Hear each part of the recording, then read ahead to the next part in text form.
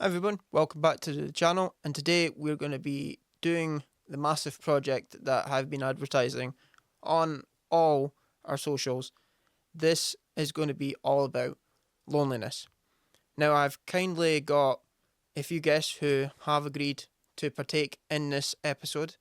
I will be interviewing them as the video goes on. But first, I wanted to kind of talk about a survey that I did, which was purely research based.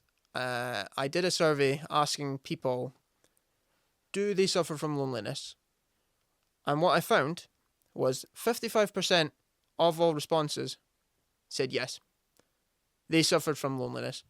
Whether that be social loneliness, emotional loneliness, chronic loneliness, or one of the other loneliness categories, which we will be talking out throughout this video. I also found that ever since the COVID pandemic, loneliness has been on the rise. So we will be discussing that in the video as well. After this short little ad break, I am going to be speaking to a specialist on the matter, which is honestly an absolute privilege to have. And after that, we will be having some guests through on the show for this episode talking about their experience. So please join me after this little ad break.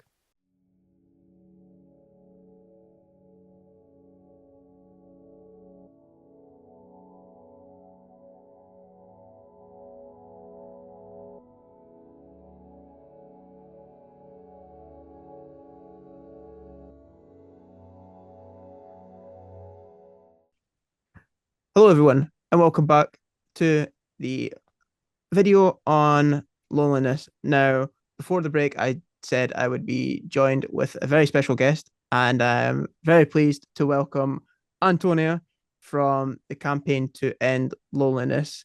How are you doing, Antonia? Can you hear me? Yes. Hi, very nice to be here, Uh, Ethan. Thanks for the invite. Thank you for joining me, and thank you, obviously, for speaking about loneliness on this very special episode. I just want to get straight into it because there is a lot of information here to cover and a lot I wanted to ask you personally. So the first thing I really wanted to ask you was, because loneliness is on the rise, and I was reading when I was doing some research that people between the ages of 16 to 35, those were that's the age demographic that's twice as likely to suffer from loneliness. I guess the question is, why do you think that is? I think it's a combination of things.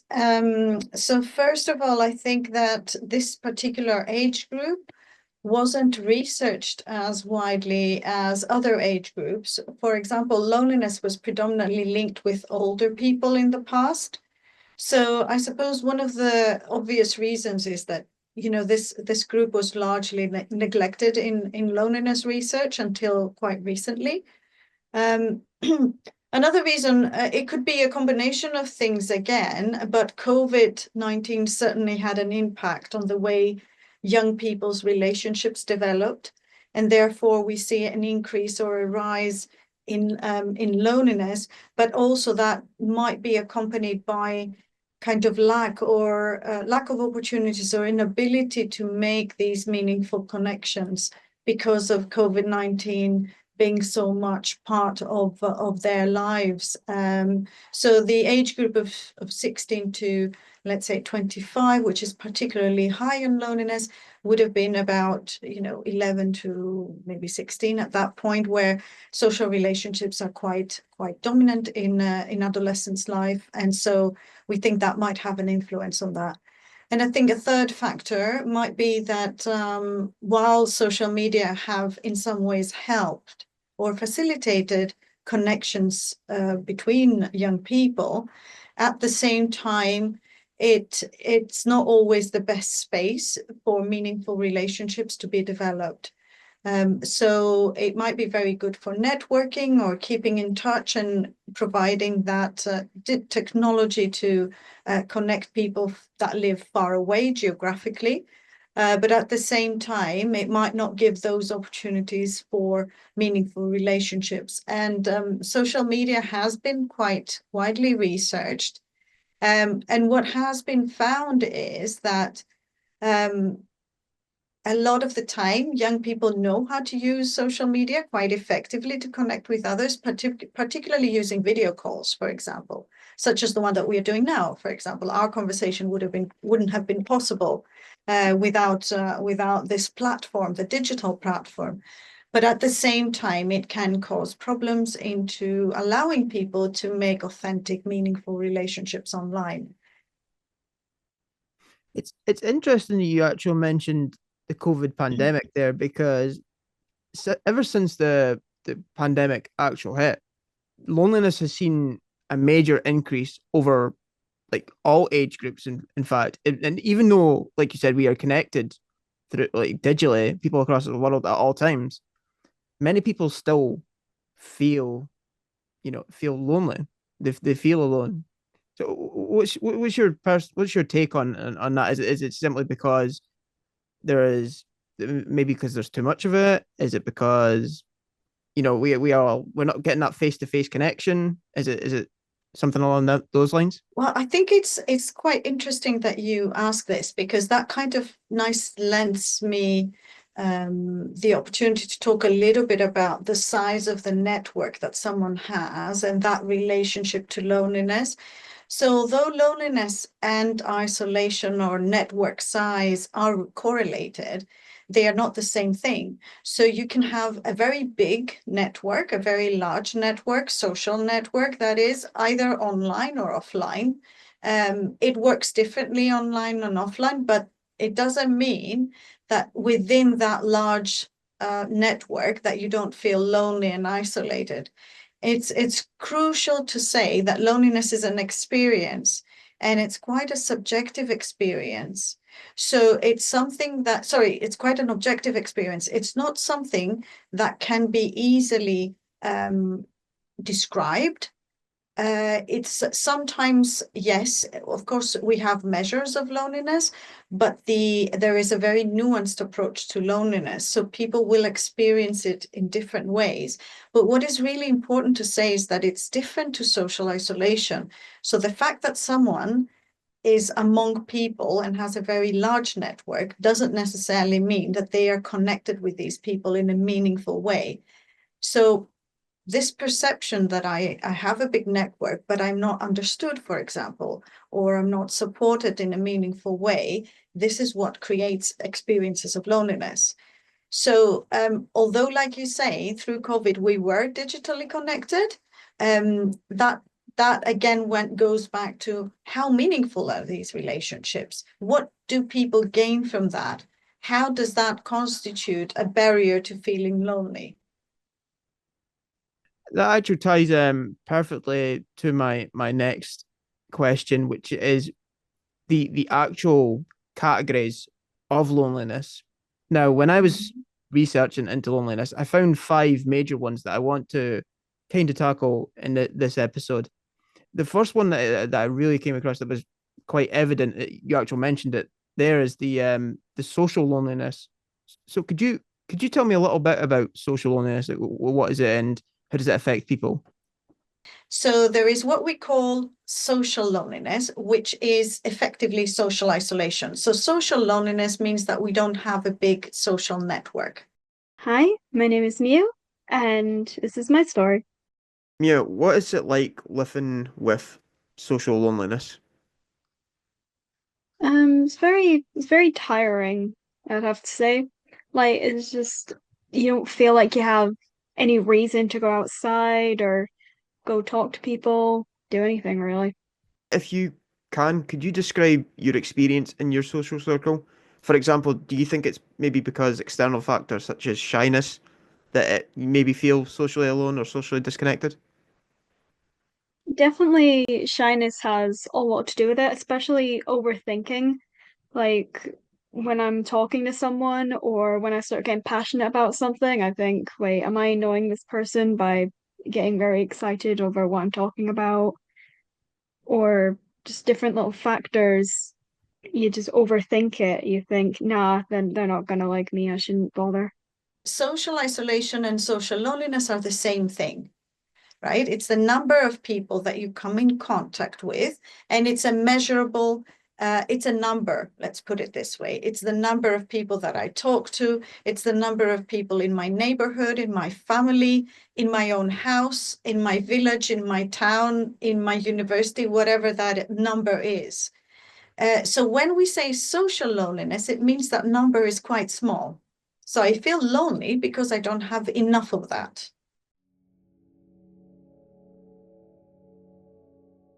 Could you tell me a little bit about emotional loneliness? Yeah, so again, from my perspective, from a psychological perspective, emotional loneliness is the outcome of a person feeling emotionally lonely. So having this negative emotional experience, because loneliness is a negative emotional experience, that stems from the lack of meaningful social connections. So it doesn't have to do necessarily with a number like social loneliness does. It has to do with the depth and intensity and meaningfulness of these connections that people have. So while you might say that social loneliness is more about how many people I connect with, emotional loneliness can stem from not having even a single person that truly understands me. Hey, I'm Nat Mitchell, and this is my story. First question will be asking you what's like living with emotional loneliness. It's quite difficult, obviously, because being able to have like a full-on conversation with someone that you know well and are like on positive terms with and still not feel it, like having like it's like I don't know how to word it. It's so I feel so closed off that it's hard to not be.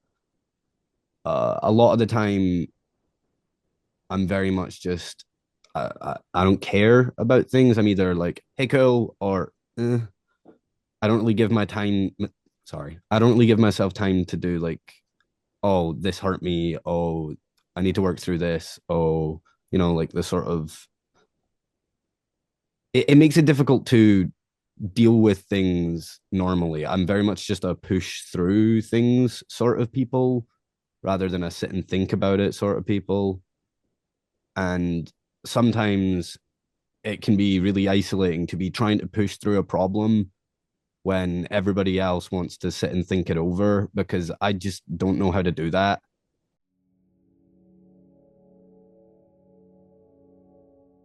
So meaningful connections is a whole line of research. So what does that mean really, right? It's again a perception of people being understood, there is a shared trust in this relationship. There is a shared support and a supporting mechanism. So these are elements of meaningfulness in connections. So when you're lacking those things, you feel alone, left out, rejected, and so on. And that's what emotional loneliness stems from. It makes it hard to like keep things steady with friends or relationships because they're asking, hey, we need to talk this over. And I'm like, I don't know how to open up about that. I just like in general, it doesn't really matter what the topic is. It's just once it gets into like sort of talking about feelings and talking about how things affected me, I just kind of have nothing to go on. Part of it is because a lot of the time I just forget. I forget a lot of negative experiences because I just don't have time for that. But a lot of it is sort of just habit of every time I've tried to open up, people have either used it against me or cracked a joke about it when I really like I get like dark humor and stress laughing and cracking jokes with friends about dark stuff. But like some people just didn't read the room or chose not to read the room and were just trying to be cruel about it. And now I've just decided I guess I won't bother. I'll just keep pushing on and forget about all of this discomfort and weirdness and like like sort of the way where I don't know. I don't know what I'm talking about now. I'm kind of rambling, but there's having like a disconnect between you and your closest friends is really weird and really difficult to work around because like obviously that's like meant to be people you can open up to, and I kind of like I tell them about things, but I don't tell them how I feel about it. I'm just like, oh yeah, this happened to me, it sucked. Oh yeah, I did this, it sucked. Or instead of being like, yeah, it made me feel this, which I got through by this, I just, it's for me it's all about just like pushing on and solutions, and that is a way that a lot of people deal with things, and it can be crushing because it does build up and you do eventually have like a big cry in front of all your friends. And I mean, like, I've had some pretty rough like outbursts, and this definitely is what leads up to it. The whole keeping myself at sort of an arm's length from my friends. Like, they're in reach, but they're not too close, I guess. A lot of it is like sort of paranoia, self defense almost, I guess. But that's how I describe that. So the fact that I don't necessarily have enough people that understand me, and I don't feel connected to them in a meaningful way, perhaps trustworthy way. And that can happen to anyone. It doesn't affect particular age groups. For example, you might think that someone that's married with a family and children, they might not have emotional loneliness, yet they do. And actually, it's been shown that young mothers or young parents experience emotional loneliness because they feel disconnected from others, they feel disconnected from their environment. Now, there's one crucial thing that puts people at risk of emotional loneliness, and that's what we call transitions, life transitions. So, whenever there is a change in our life that affects our social environment, so let's say we're moving houses, or a young person moves from school to university, or they might go into a different country, then that puts you more at risk of emotional loneliness, social loneliness for that matter. So you have a small network and you feel left out or not understood enough. Heard of these two in particular, the social loneliness and emotional loneliness, before I started researching further into loneliness itself. One of that I didn't hear, though, that I learned over when doing research, was development loneliness.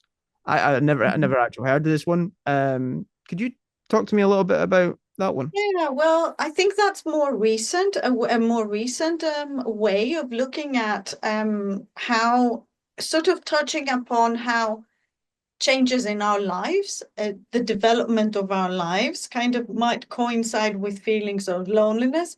I haven't personally researched development loneliness. I haven't, although my research is mixed methods, I haven't really understood or researched how people perceive development loneliness and what it means to them. So I can't really say much about it, but what I can definitely say is that it's quite a new line of research, and it's less formally developed than other types of loneliness that have been around quite often.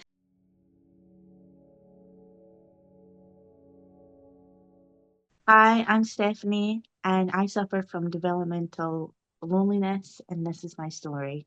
Stephanie, what is it like living with development loneliness? Um, at times hard,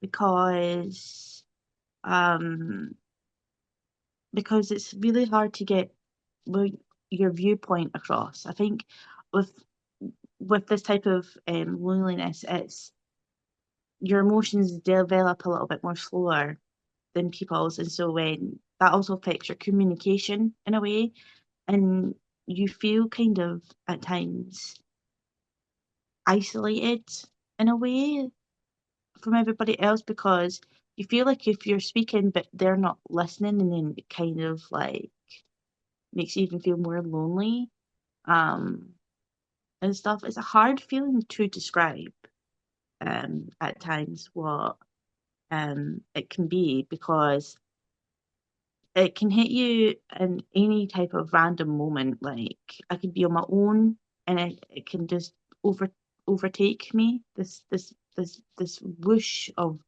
a feeling of like, and like you're all alone, and it's it can be quite it can take quite a toll on you.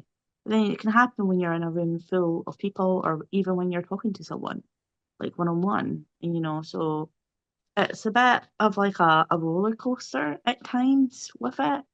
But I'm thankful over the years I've learned some coping strategies in order how to um, feel like just to be able to try not to feel as lonely, so yeah.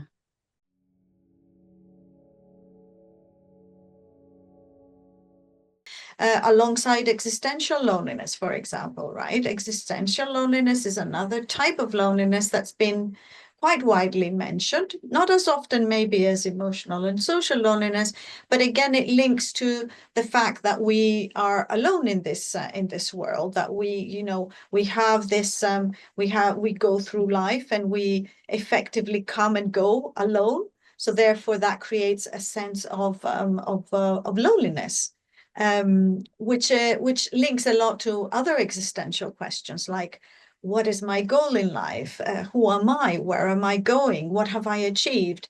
So that's the type of loneliness that we are talking about in existential loneliness. It's linked more with life questions that have been unanswered, perhaps.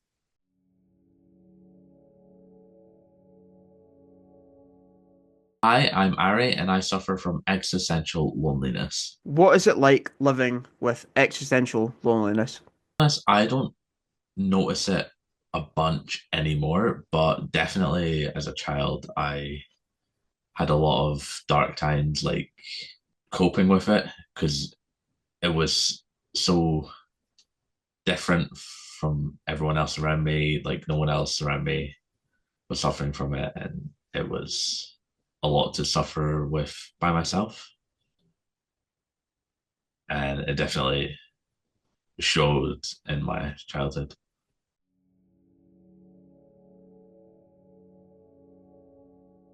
The last one I kept, because there was probably a lot more to say about this one, is chronic loneliness. The one I believe is it the one you suffer from a lot over a long period of time? Could you tell me a little bit about? So in reality, chronic loneliness is a term to show that somebody is staying lonely for a long period of time.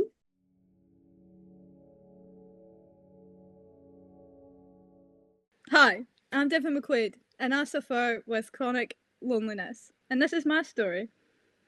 So for you, what's it like living with chronic loneliness? I think it's hard to put into words because obviously, like, not there is a lot of people that go through it, but for me in particular, it's just like I'm always like in my head, and like when I'm socially around people, I'm like, I am actually really alone. Maybe like it's the way that I describe it is more like in a room full of people, you still feel naturally alone in a sense. So like no matter where I am, I could be in my bed, and obviously there I am alone. I can be like talking to people, and I still feel alone. If that makes sense. Chronic loneliness entails that enduring state where loneliness is persistent over time. When somebody stays in this chronic condition for a very long time, they start to develop maladaptive links with their social environment. So they might start thinking that people don't want them. They might feel rejected. They might have less high self-esteem to go out and meet people. They might even become more shy, or shyness might be the cause of chronic loneliness. We don't know. So these are, reciprocal associations. We don't know what causes what. But I think it's really interesting to identify what chronic loneliness is and how we can tackle it, because unless we actually conceptualize this and define what chronic loneliness is and be able to measure chronic loneliness in a consistent way across populations, we are not in a state where we can say this is the best intervention to stop someone or prevent someone from becoming chronically lonely. There is definitely days throughout the week where I feel more alone, especially like college, for example. I'm in college from like on a Monday 1 till 4 Wednesdays 1 till 6 or 1 till 5 or 1 till 4:30, one of those. And Friday I'm in 1 till 5. And obviously in that time I'm surrounded by a bunch of people until I get on the bus and I go home. And that's when it really like affects me. It's more like, oh, I am alone, because it's just how it is. Like, I always just struggle with that. I always feel like I thrive better off of being around people, and I like being around people, but especially college days is where it affects me the most, and summer, because like you see people go out with their friends and all of that, and I'm just like, oh, I'm still stuck in my bed. Like, I've not done anything in like 3 weeks. Summer's about to end. I haven't seen any of my friends. Nobody's reached out to like talk to me or all of that. So therefore, I'm like, am I really like that alone at the fact that I haven't done anything and everybody else is going out and having so much fun and having a great time whilst I'm just laying in my bed like scrolling on TikTok?